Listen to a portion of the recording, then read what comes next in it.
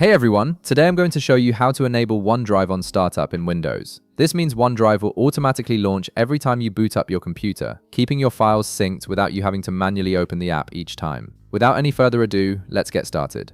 First, you'll want to navigate to your Windows desktop and click on the Start menu. This is typically located in the bottom left corner of your screen, represented by the Windows logo icon. Clicking it will open up your Start menu, giving you access to all your apps and system settings.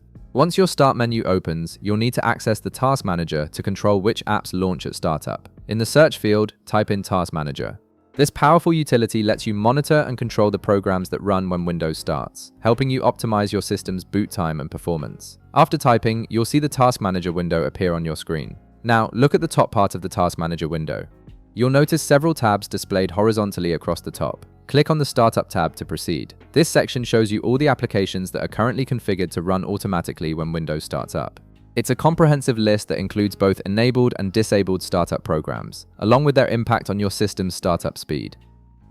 In the startup list, scroll through and look for the OneDrive entry. Once you've located it, right-click on the OneDrive entry.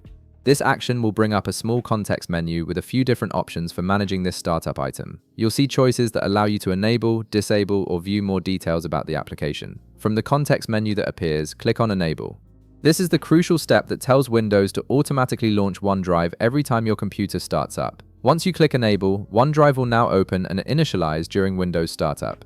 This means your files will begin syncing in the background as soon as you log into your computer, ensuring you always have access to your latest documents and that any changes you make are automatically backed up to the cloud.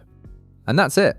You've successfully configured OneDrive to launch automatically at startup, so your cloud storage will always be ready and syncing whenever you use your computer. If this video helped you out, be sure to leave a like, subscribe, and I'll see you in the next one.